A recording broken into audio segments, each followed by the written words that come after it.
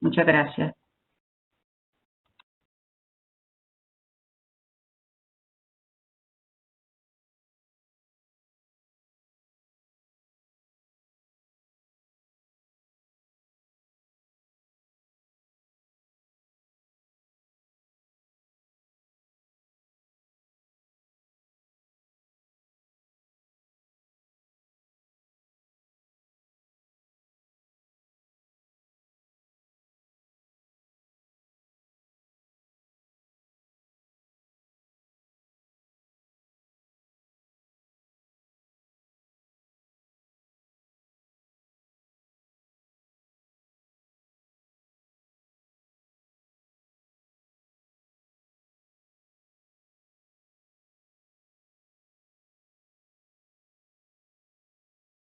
Buenas noches a todos. Estamos iniciando el último webinar del ciclo de webinarios en América Latina. Esperamos que tenga disfrutado y agregado conocimiento a su experiencia. Nos gustaría mucho escuchar su feedback y sugerencias de temas que podemos trabajar en las próximas ediciones. Para esto, por favor enviar un correo a ologic.latam@ologic.com. Estamos muy atentos a sus comentarios. Una vez más, seguimos con las recomendaciones. Si tiene alguna duda durante la presentación, por favor envíe un chat por el botón Questions and Answers que está arriba en su pantalla. Las preguntas serán contestadas en el final de la presentación. Además de esto, la opción de anotación no estará disponible. Por favor, no hacer clic. Por favor, también esté seguro que su micrófono está cerrado. Hoy vamos a hablar sobre biopsia bajo tomosíntesis con sistema FIRM, con Dr. Javier Rodríguez Lucero, presidente de CIVIM, director académico y científico de Instituto ELAS, Diagnóstico de la Mujer, Rosario, Argentina. Dr. Lucero, muchas gracias por su presentación y sea muy bienvenido a nuestro webinar. Hola, muchas gracias Renata, muchas gracias a todos por acompañarnos. ¿Me hace el ok que se escucha bien el audio mío? Sí, está perfecto. Bueno, perfecto. Empezamos entonces. Vamos a hablar hoy sobre lo que es la técnica, las indicaciones y la forma de proceder para realizar biopsia con guía de imágenes de tomosíntesis. Es el denominado sistema AFIRM.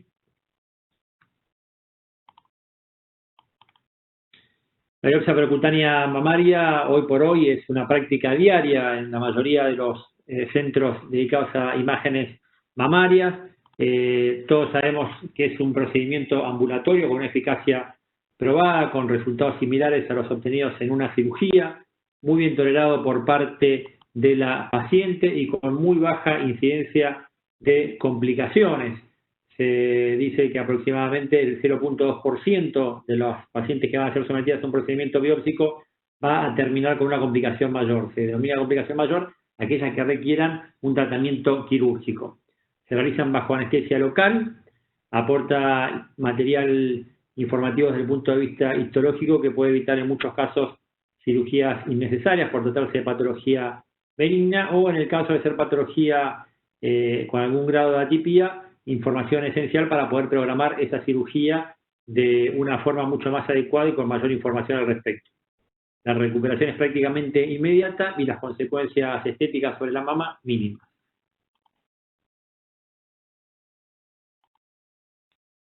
El sistema en realidad es un accesorio, por denominarlo de alguna manera, que se va a sumar a un equipo de mamografía dotado de capacidad de hacer imágenes de tomosíntesis. Acá ya vemos el equipo montado.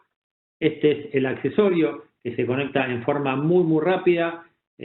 No hay forma de equivocarse. Son 2 o 3 conectores. En menos de un minuto se instala. No necesita ningún tipo de calibración con cada uso. Simplemente colocarlo y empezar a emplearlo.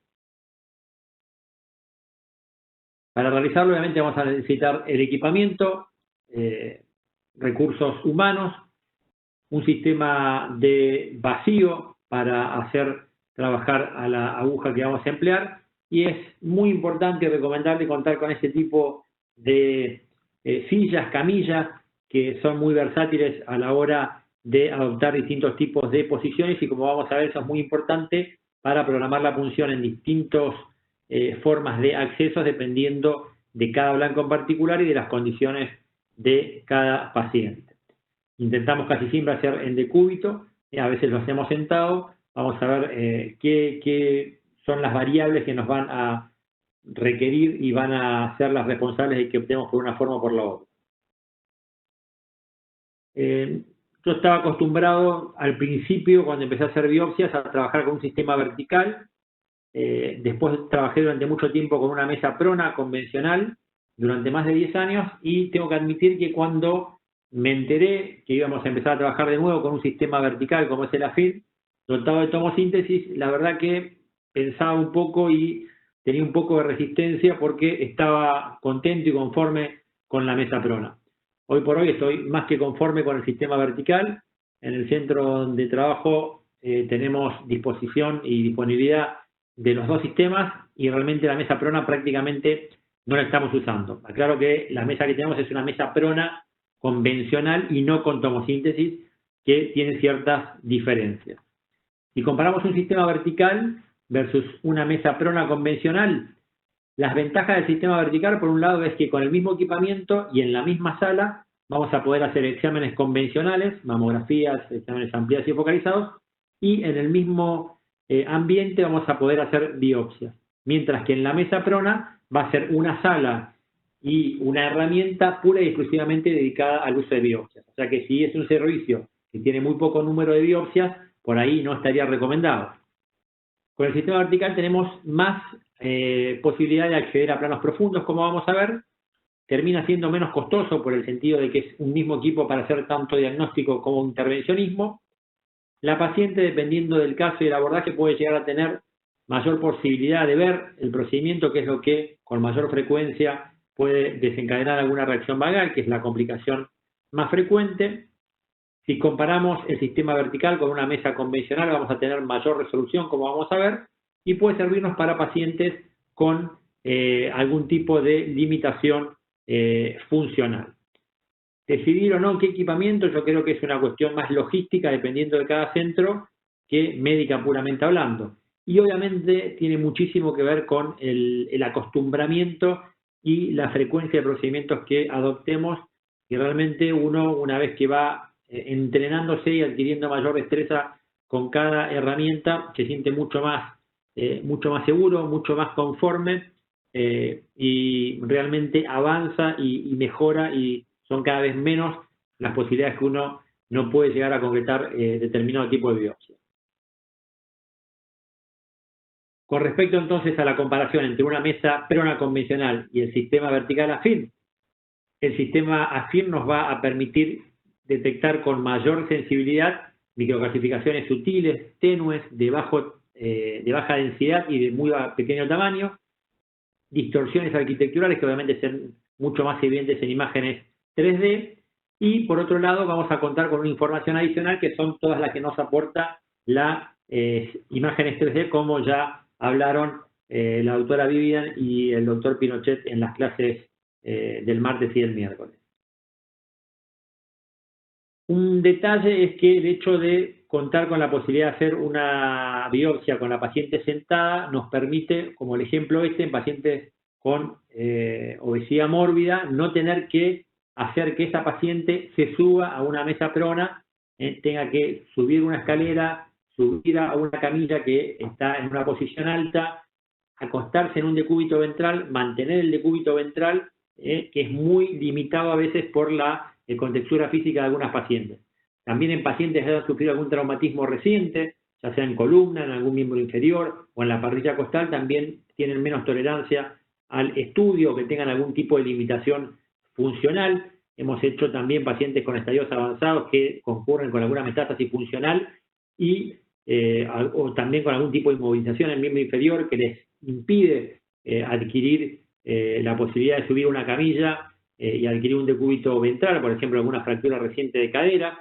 En estos casos incluso hasta la paciente viene en silla de ruedas, y en la misma silla de ruedas que viene podemos hacer el procedimiento sin necesidad de estar movilizando a una paciente con todo lo que eso implica si tiene algún tipo de impotencia importante.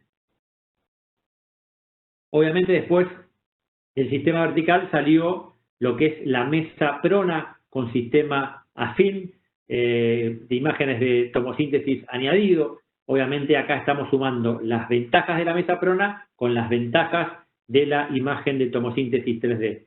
Y una de las ventajas que tiene además este sistema, que también se le puede sumar al sistema afín vertical con un brazo lateral, es que podemos acceder a determinado tipo de biopsias de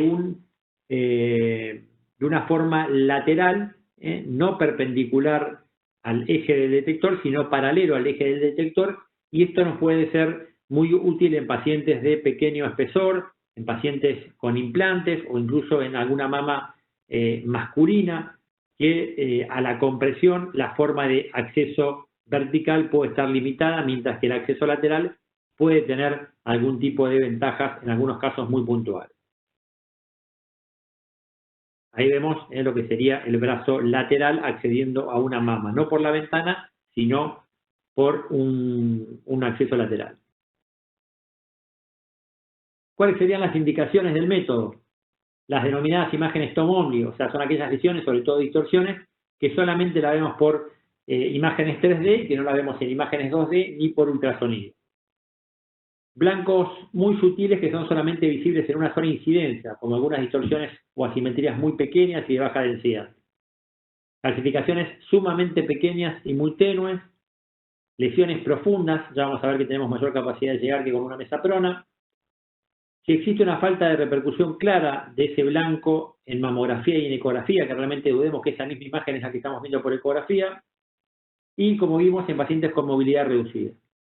O si es la única opción disponible, como puede ser en muchos servicios. La lesión TOM-ONLY existe y cada vez se ve con mayor frecuencia. Normalmente se suelen asentar en mamas densas. Las 3/4 partes representan distorsiones arquitecturales. Y lo que tenemos que tener en cuenta en este tipo de lesiones es que el valor predictivo positivo de estas lesiones es muy alta, supera el 53%. O sea, que son lesiones que sí o sí nos obligan a ir a biopsiarlas, nos obligan a ir a obtener material histológico, y es por eso que es muy importante tener una herramienta que nos permita obtener muestras. O sea, siempre que tenemos algún método diagnóstico que nos va a aportar mayor detección de imágenes, tenemos que tener una imagen que nos permita además una herramienta con la cual obtener muestras de esas imágenes. ¿Cuál es la mejor vía para biopsiar? Ecografía, heterotaxia, imágenes 2D, y la verdad que el sistema FIR nos cambió un poquito los paradigmas y la forma de seleccionar la vía de abordaje. Antes todo lo que sea calcificación, obviamente lo hacíamos por una mesa heterotáxica, y todo lo que sea imagen nodular visible por ecografía, se hacía por ecografía. Todo lo que se veía por ecografía, lo biopsiamos por ecografía sin ningún lugar a duda. Pero realmente ahora con el sistema FIR hemos cambiado un poco esto y lo que contemplamos es cuál es la metodología que mejor repercusión tiene la imagen. O sea, lo veo mejor por imagen 3D, lo veo mejor por ecografía, y también cómo obtengo más material.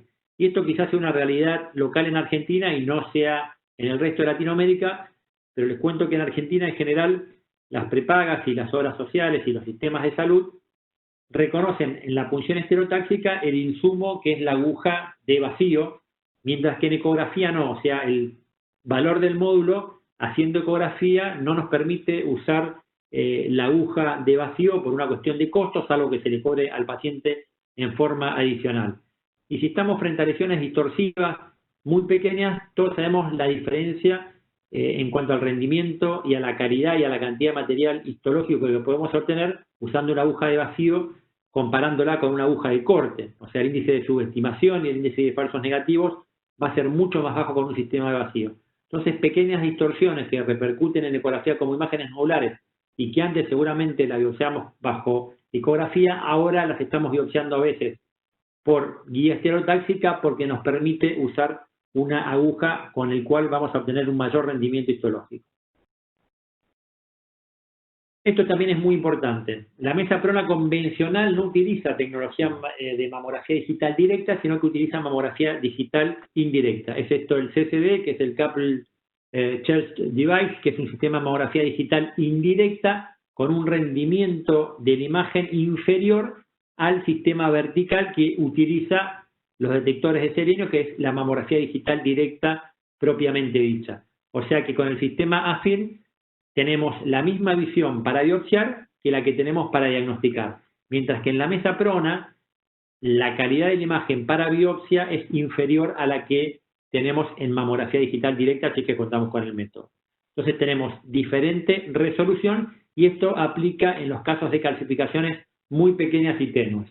No es muy frecuente, pero nos pasaba a veces con la mesa convencional que encontrábamos calcificaciones muy tenues, muy sutiles en una mama muy densa, prácticamente imperceptible. La veíamos con técnica plurifocalizada y con técnica convencional digital directa, pero a esa paciente la llevábamos a la mesa y no lográbamos verla. Tal este ejemplo es esta mama muy densa, con calcificaciones muy tenues y que son claramente reconocidas con el sistema AFIRM porque estamos usando la misma resolución diagnóstica. Y en este caso resultó ser un carcinoma ductal in situ. ¿Cuáles son los abordajes? Podemos trabajar con la paciente sentada, utilizando un acceso cráneo-caudal superior, o con la paciente sentada, utilizando un acceso lateral externo o interno, siempre dependiendo de la situación en la que esté el blanco dentro de la mama. O en decúbito lateral, ya sea con un abordaje externo o con un abordaje medial o interno. Siempre que podemos, preferimos la posición en decúbito lateral con respecto a la sentada, porque se tolera mejor por parte de la paciente, es mucho menos frecuente la incidencia de reacciones vagales.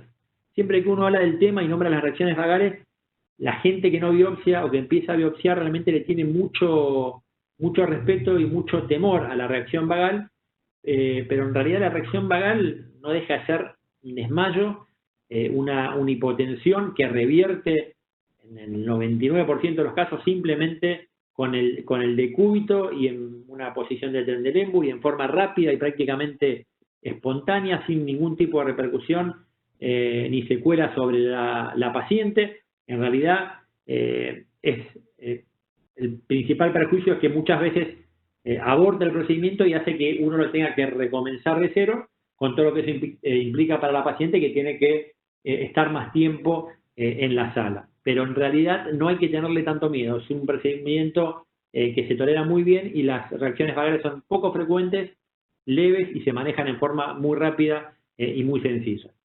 Y también para algunos blancos, sobre todo en hora 6 en mama chica, se puede hacer lo que es un acceso inferior, sobre todo si la lesión está en la unión de los cuadrantes inferiores. Algunos trabajos, cuando la técnica empezó a emerger, en este hablaban sobre la localización. Esto también es importante dejarlo en claro. No solamente podemos hacer biopsias, sino que podemos colocar arpones bajo guía de imágenes 3D. Es muy sencillo. Se utiliza una vía, se libera la mama con la aguja puesta, se gira el tubo en el otro plano y se obtienen incidencias a 90 grados, y ahí que vamos a tener la noción de la profundidad, vamos a liberar el arpón en el plano que consideremos necesario. En esta serie, gran parte de las lesiones fueron distorsiones arquitecturales y gran parte con histología maligna que era solamente reconocida en 3D. Recuerden eso, entonces, el valor predictivo positivo muy alto de las distorsiones arquitecturales. Vamos a empezar a ver algunos ejemplos. Una mama con una transformación adiposa bastante importante, que a simple vista no parecía tener ninguna lesión relevante. Vemos en la imagen 3D, no sé si lo reconocieron, vamos a volver. Esta paciente tiene dos lesiones nodulares irregulares espiculadas, isodensas. Ahí aparecen las dos. Una aquí y otra aquí. Ahí la pueden ver mejor. Claramente identificada con técnica de tomosíntesis. Fíjense las espículas, claramente cómo se identifican. Una ventaja que tiene, que no es menor, es que acá con respecto a la mesa prona, que usábamos compresores metálicos, usamos detectores de acrílico transparente. Y esto no es menor porque fíjense en esta imagen, que esto es la ventana, además de la ventana a través de la cual vamos a ver la aguja, tenemos un campo de visión mucho más amplio. Y con esto ganamos muchísimo tiempo a la hora de localizar la lesión.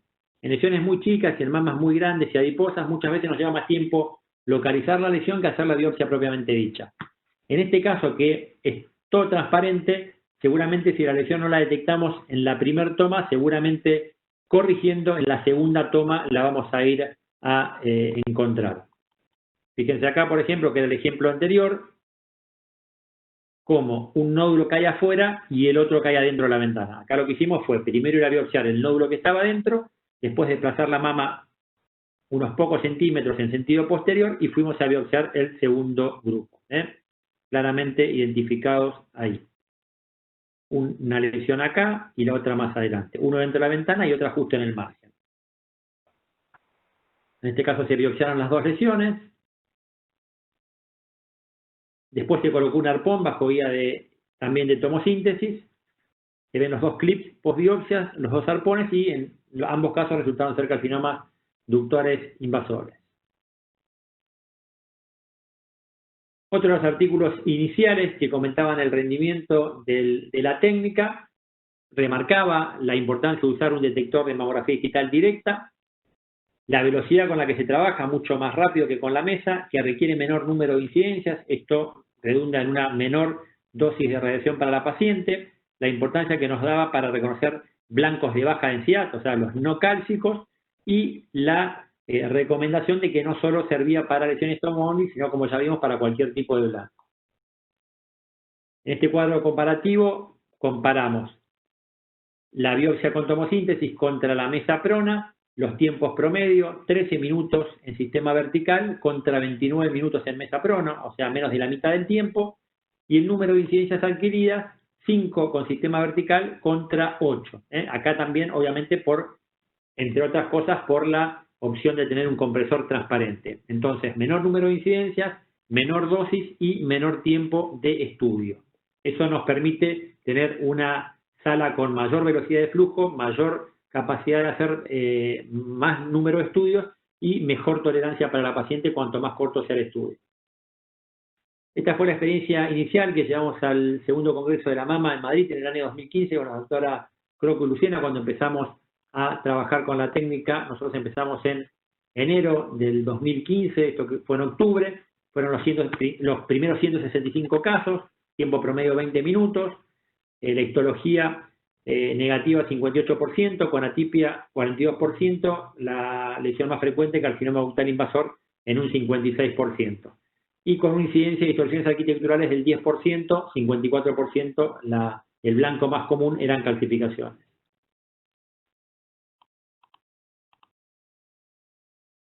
Este es un artículo del año pasado que habla acerca de la relación de las calcificaciones con la tomosíntesis, y hablando de la guía bajo tomosíntesis de biopsia de calcificaciones, con puntos a favor y con puntos en contra.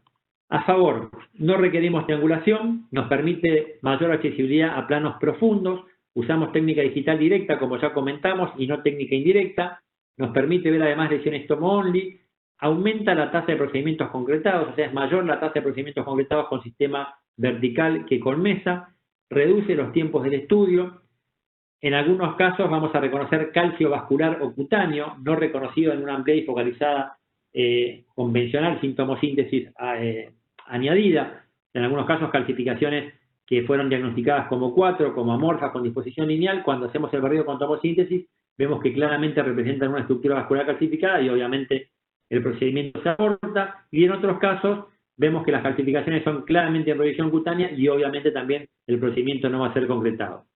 En algunos casos también nos ha permitido detectar hallazgos asociados a calcificaciones, o sea, permite detectar pacientes que venían remitidas para una biopsia de calcificaciones. Cuando las estamos localizando, encontramos que esa paciente tiene o un nódulo irregular especulado o alguna distorsión arquitectural y terminamos biopsiando la lesión de mayor sospecha y no las calcificaciones.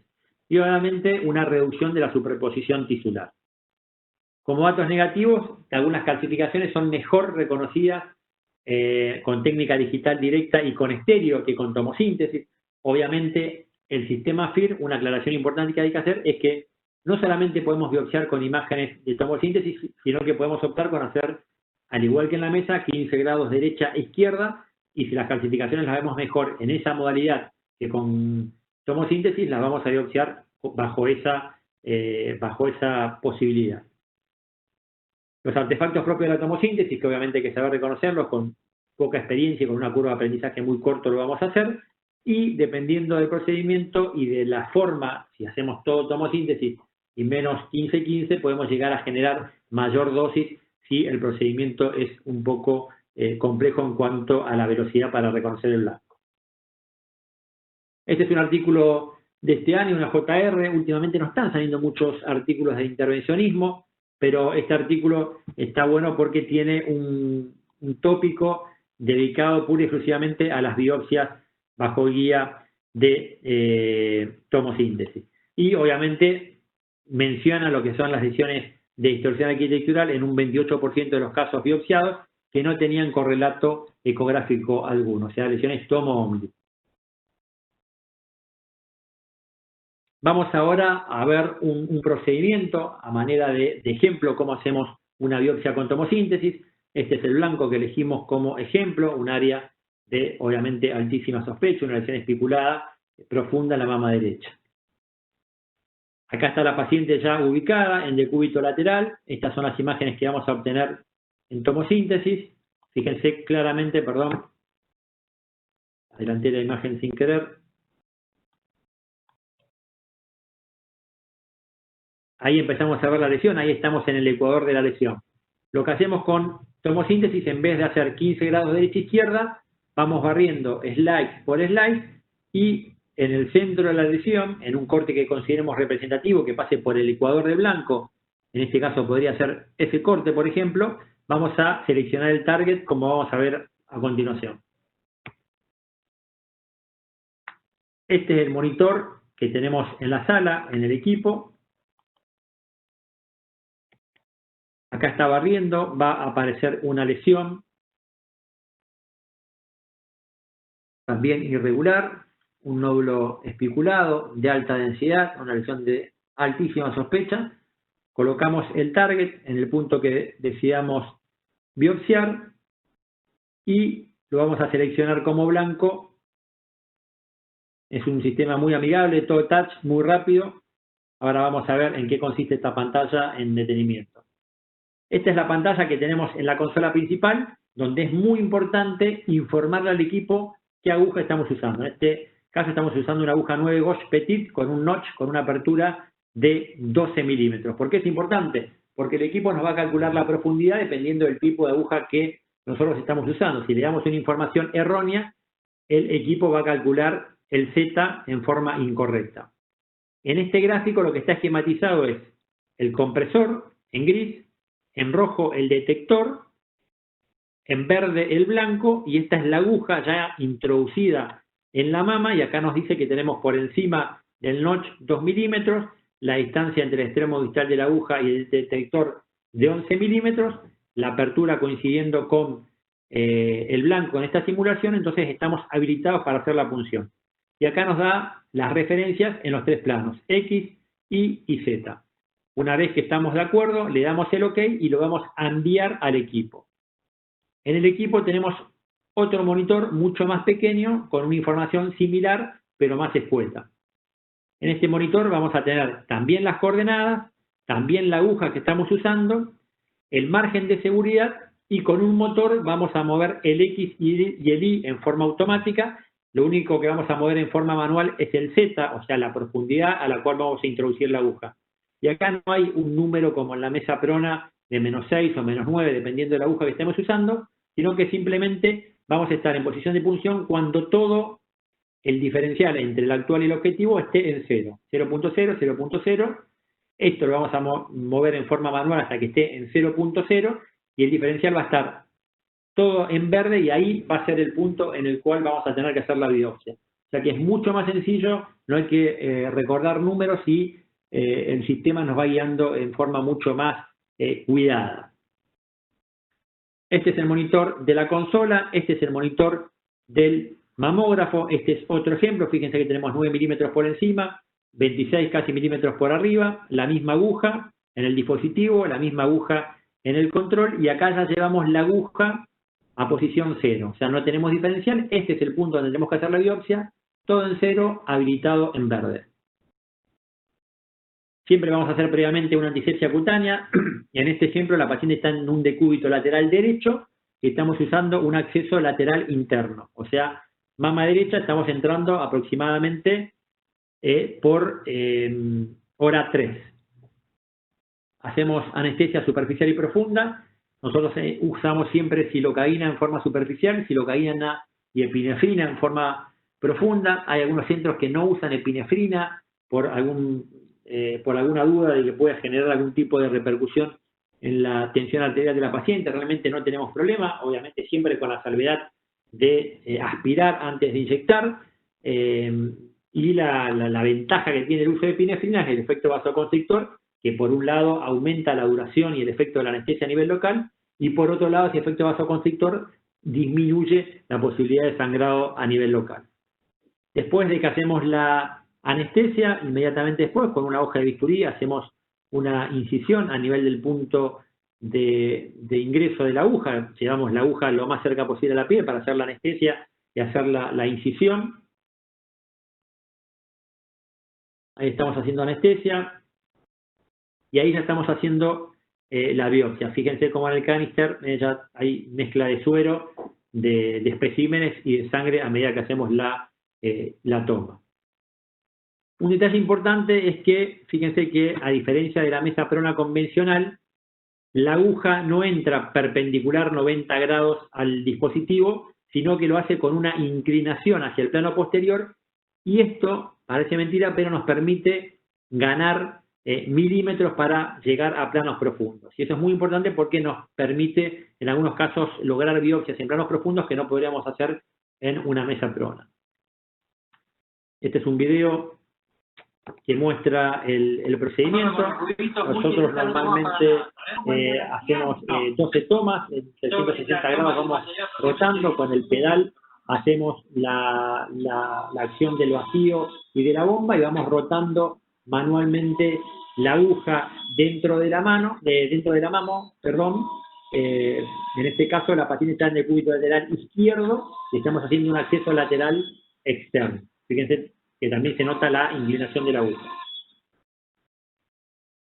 Después, en el receptáculo posterior va a estar este filtro, viene con este elemento metálico que se retira y arrastra todo el material. El material normalmente lo extendemos en una superficie que nos va a permitir hacer una toma radiográfica de los especímenes en el caso que estemos biopsiando calcificaciones, y en este caso claramente documentar de que obtuvimos mucho componente cálcico en este muestreo. La biopsia del ejemplo resultó ser positiva para un carcinoma invasor asociado a planos de lesión in situ. De la misma manera, sacamos la aguja, cambiamos los bullín, que son estas guías que se encastran en la guía para colocar un clip en forma coaxial en el plano biopsiado. Siempre, absolutamente siempre, nosotros hacemos incidencias lateral estricto y cráneo caudal para ver el clip inmediatamente después de la punción. Yo sé que en algunos centros, por cuestión de tiempo, no lo hacen. En algunos centros prefieren hacerlo el día después porque a veces citan a la paciente para un control. Nosotros normalmente no lo hacemos salvo que la paciente tenga algún tipo de molestia puntual, le damos signos de alarma, pero yo creo que es muy importante, por lo que vamos a ver más adelante, obtener las placas de control post-clip inmediatamente post-procedimiento. Obviamente, antes de localizar el clip, lo que tenemos que hacerle es al equipo informarle que en vez de usar una aguja, como veníamos usando 9 Bosch, con un notch de 12 milímetros, vamos a usar un clip que vamos a tener preseteado para que nos diga exactamente la profundidad a la cual tenemos que introducirlo. Ahí se ve el clip sobre el blanco. ¿Y qué pasa con el clip? Está descrito, obviamente, la migración, o sea, el movimiento del clip dentro de la mama. Este es un trabajo que habla al respecto. Esto es mucho más común usando sistema de vacío porque dejamos un canal mucho más profundo, mucho más amplio y sobre todo en una mama adiposa, que es un factor predisponente obvio y voluminoso en el cual pasa lo mismo que con el arpón, se da algo así como un efecto acordeón. La mama uno libera el clip con una mama comprimida por el efecto del compresor, y al liberarse, al descomprimirse, muchas veces el clip queda en un plano más superior al del blanco en el cual fue dejado y es arrastrado hacia un plano más cercano al cutáneo. Y es importante, si existe esta migración, reconocerla inmediatamente pospunción. Por eso, como vamos a ver más adelante, me parece muy importante siempre dejar asentado en el informe la vía de acceso y si se constata o no migración, por si esa paciente después va a ir a cirugía, para quien la marque esté al tanto de ese desfasaje entre el punto de biopsia y la movilización del clip. Este es un ejemplo, un cráneo caudal inmediatamente pospunción, quedaron algunas micro. Este ejemplo me gusta porque se ve exactamente, queda acá como la huella del trayecto. En este caso usamos un acceso lateral interno. Llegué hasta ahí con la aguja, saqué calcificaciones, quedaron algunas, después entré, liberé el clip acá, pero la mama estaba comprimida. Cuando se descomprimió la mama, el clip, en vez de quedar en el lugar donde yo pretendía, fue arrastrado, por decirlo de alguna manera, hacia un plano mucho más superficial, mucho más cercano al plano cutáneo al cual ingresé. Ese es el blanco biopsiado y esa es la posición del clip. Acá está ampliado y acá podemos medir exactamente la distancia a la cual se encuentra y dejarlo asentado en el informe. Que el clip se encuentra medial al plano biopsiado X milímetros. ¿Y por qué conviene hacerlo en forma inmediata? Porque muchas veces al control inmediato, si acá persisten calcificaciones en el cual, y en este ejemplo en realidad viene bien porque nos están reparando el blanco biopsiado, pero en el caso que hayamos hecho una excisión completa del grupo cálcico, en la placa de control post procedimiento muchas veces queda un pequeño hematoma, una pequeña burbuja hidroaérea, que es el documento del plano biopsiado. Entonces ahí podemos calcular en forma más exacta la distancia y la movilización del clip con respecto al blanco. Siempre preguntan muchas veces qué informamos durante una punción. Por eso me pareció importante compartirles cómo informo yo una biopsia con suros. Obviamente esto no es vocabulario afirme ni es un estándar global, sino simplemente un ejemplo personal de cómo me gusta a mí informarlo. Siempre dejar asentado que se solicita punción biopsia con aguja de sistema invasivo suros y sistema FIM de, por ejemplo, distorsión arquitectural en cuadrante superexterno en mama derecha. En el caso de que esa paciente tenga varios blancos, dejar asentado en forma correcta qué biopsiamos. Siempre dejamos documentado que se cuenta con el consentimiento de la paciente, le hacemos firmar siempre que presenta coagulograma normal.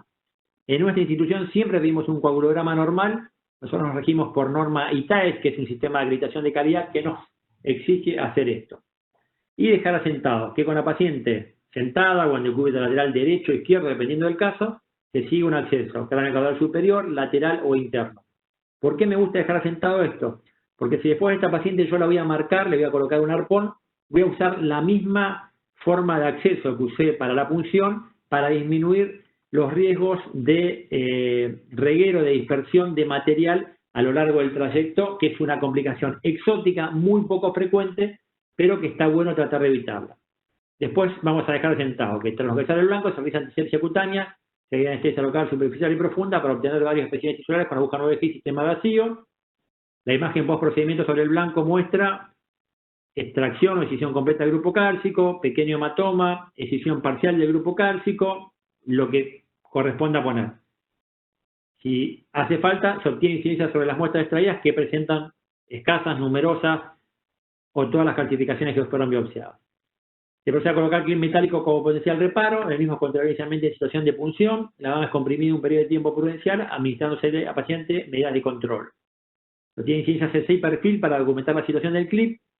Hay que dejar en claro, esto lo dice el BIRAT, que acá no corre ningún tipo de clasificación. Las placas de control post-clip no hace falta poner ningún tipo de BIRAT porque no es un estudio ni diagnóstico ni de screening, sino que es un procedimiento intervencionista. La paciente se retira por sus propios medios y manifiesta disconfort. El material obtenido se remite rotulado para su evaluación por anatomía patológica. Si el procedimiento cierra y hay una conciliación radiopatológica positiva, no hacemos ninguna aclaración. Si tenemos alguna duda o necesitamos recitarla o nos parece que no es concordante, también lo dejamos asentado en el informe. Asimismo, si aparece algún tipo de complicación menor o mayor, también lo dejamos asentado todo en el informe si así lo amerita. La diseminación, la dispersión, la siembra de tejido tumoral a lo largo de un trayecto de una aguja está descrita con una incidencia exótica bajísima, 0.19% en este trabajo del Anderson, pero bueno, si podemos evitarla, tratemos de reducirla. Un ejemplo de blanco profundo, esta paciente tenía una lesión distorsiva muy profunda en una mama muy densa y pequeña, muy poco compresible. Fíjense en situación de punción donde quedaba el blanco, prácticamente en el margen de la ventana.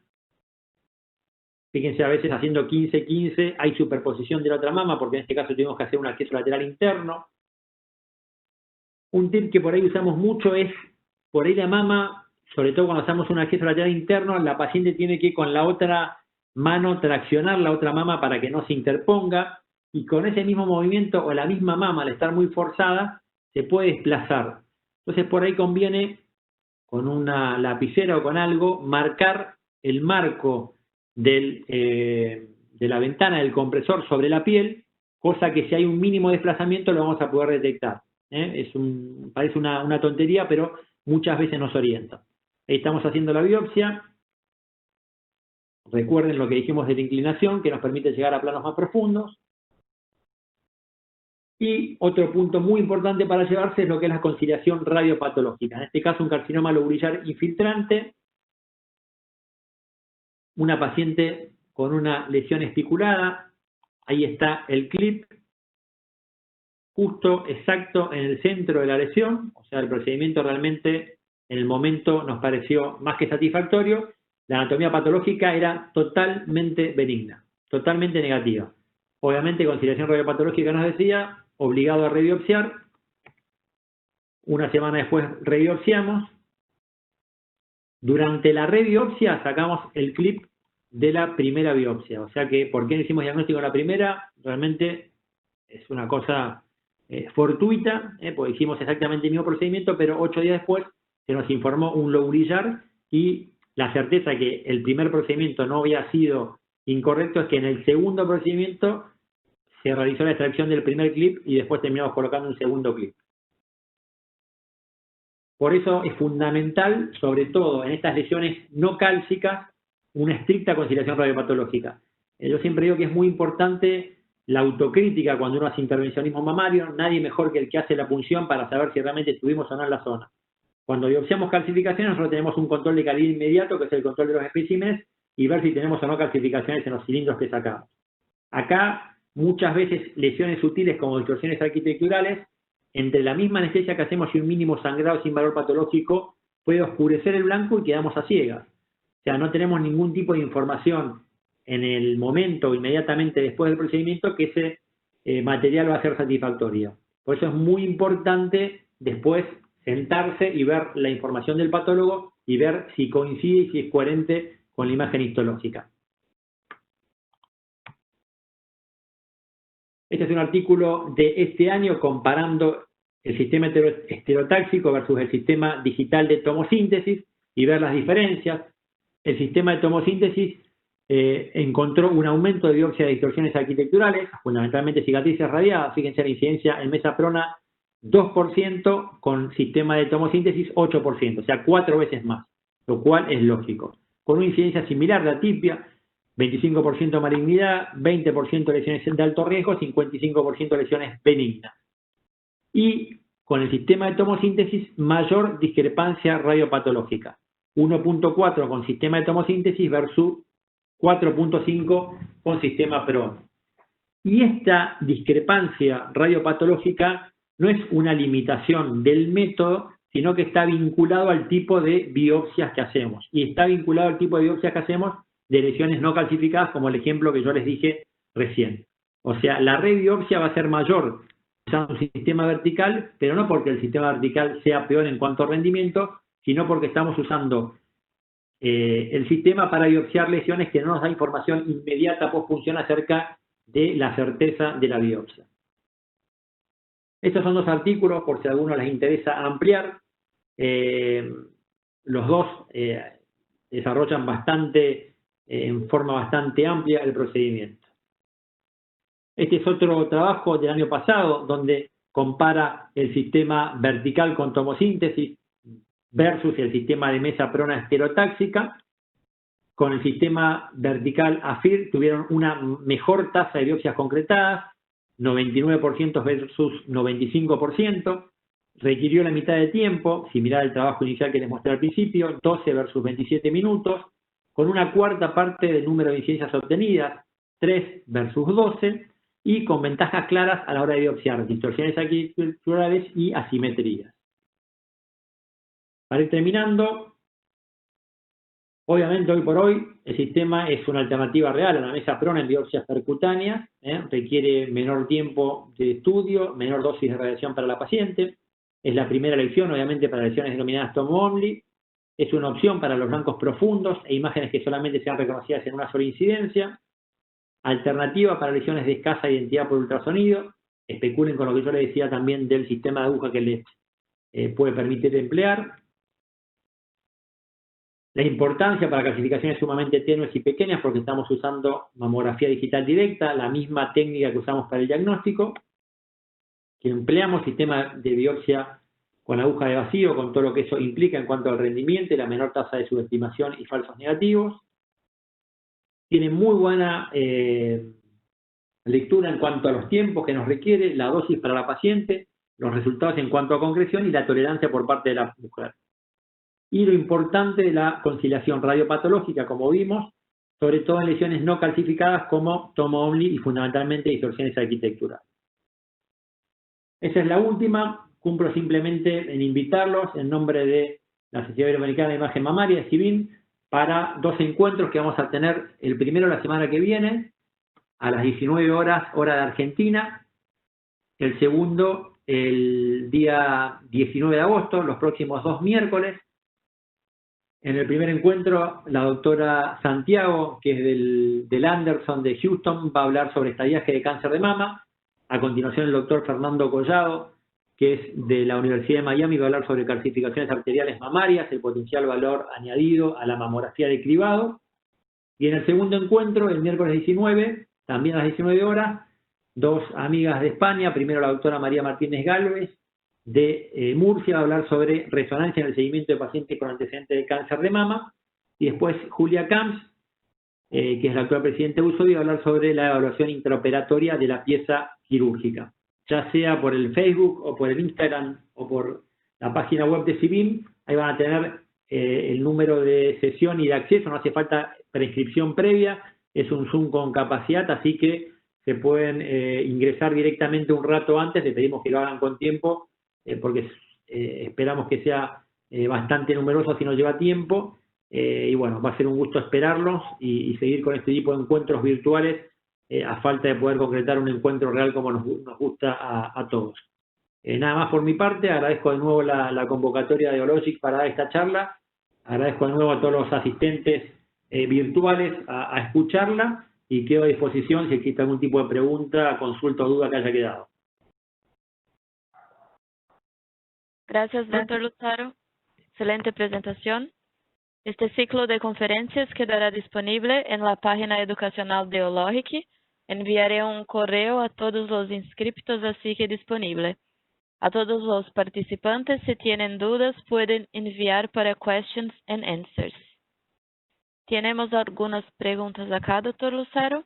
Una de ellas es, ¿cómo se realizan las biopsias en pacientes con implante mamario? Bueno, es una pregunta muy recurrente. Es una dificultad no siempre. O sea, a veces el implante mamario es algo totalmente anecdótico y todo depende del volumen mamario, de la banda mamaria que quede por delante de la paciente y del espesor y de dónde esté el blanco con respecto al implante. Hay calcificaciones que están lo suficientemente distantes al implante y no generan ningún tipo de limitación. Se hace a veces ECLUN o a veces la mama es lo suficientemente voluminosa per se para no requerir ECLUN. No se puede generalizar, o sea, hay veces que la podemos concretar sin ningún tipo de problemas y hay veces que está contraindicado por la íntima relación del blanco con respecto al implante, y muchas veces lo que hacemos, si está muy pegado, tenemos más control y menos posibilidad de dañarlos. Por más que sean calcificaciones, lo intentamos ir a buscar por ecografía con aguja de corte, o a veces simplemente termina en una paciente con una biopsia radioquirúrgica si es que no puede concretarse el procedimiento. No se puede generalizar.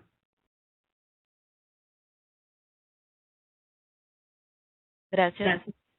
¿Tienes algún consejo especial para biopsia en los senos pequeños? También, o sea, depende mucho. Lo que hacemos muchas veces con los senos pequeños, obviamente, siempre usar aguja petit, que es la que tiene menos el notch, la apertura más pequeña, 12 milímetros contra 20. Esos 8 milímetros muchas veces es la diferencia entre biopsiar o no. Muchas veces lo que hacemos es, cuando uno entra con la aguja, obtiene una incidencia que se denomina pre-fire y hace un disparo automático. Ese disparo automático permite que la aguja ingrese en forma muy brusca y eso en teoría desplaza menos el tejido, pero lo que hacemos es hacer una situación pre-fire mucho más alta, o hacemos un ingreso manual y vamos entrando en forma manual y quedamos en un plano superficial al que nos lleva el equipo. Otras veces lo que se hace es se coloca algo acolchado en la interfase entre el compresor y la mama. Otras veces lo que se puede hacer es un colchón con suero fisiológico o con anestesia distal, cosa de generarle un mayor espesor artificial, por decirlo de alguna manera, a la mama para intentar llegar. Todo depende también del tamaño de la mama y de la situación del blanco con respecto al plano cutáneo o al plano profundo. O sea, no necesariamente una mama chica va a ser siempre un problema. Muchas veces hay mamas que son medianas, pero el blanco está en una situación muy central y muy medial, que hace que desde los 360 grados de abordaje el espesor mamario resulte insuficiente. Mientras que en otros casos la mama es muy pequeña, pero la situación excéntrica del blanco hace que por alguno de los distintos accesos el procedimiento sea viable. Esa sería la respuesta más o menos, pero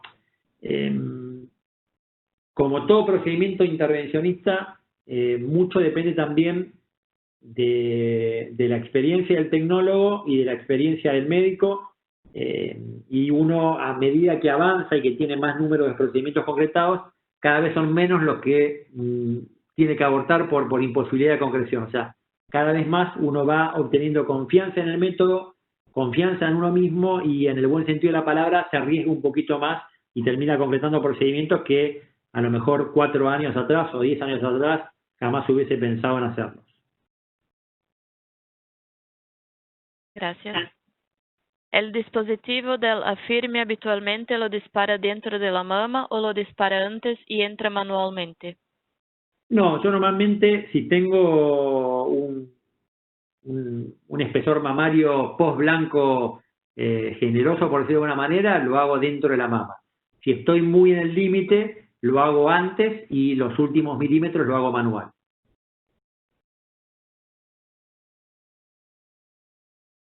¿En todos los casos es necesario poner los clips?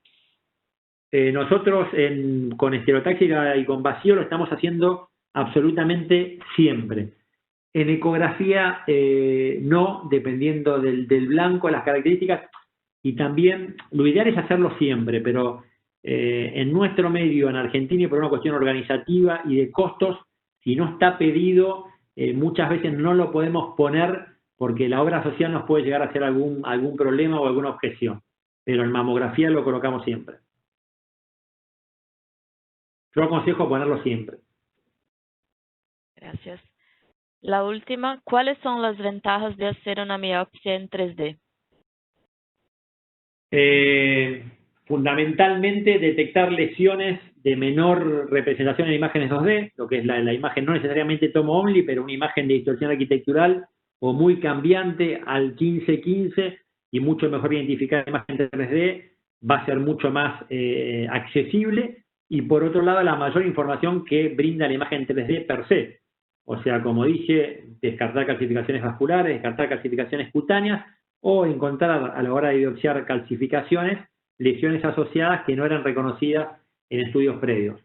El lugar donde yo trabajo es un centro ambulatorio de derivación, y nosotros a todas las pacientes que las hacemos ampliadas y focalizadas sea por lo que sea por calcificaciones, por una imagen nodular, por una asimetría o por una distorsión, a todas les hacemos el par de tomosíntesis como parte de la técnica amplifocalizada, por más que no esté pedido.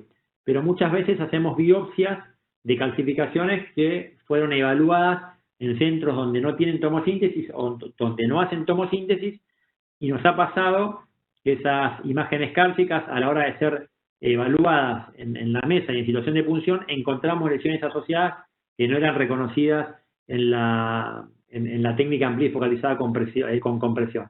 Fundamentalmente, áreas distorsivas muy sutiles o elementos nodulares isodensos en mamas de muy alta densidad en pacientes con o sin ecografía, que muchas veces la ecografía no ha sabido reconocer. Muchas gracias, doctor Lucero. A todos, si tienen más dudas, pueden enviar para el correo ologic.latan@ologic.com. Gracias a todos y buenas noches. Hasta luego, muchas gracias.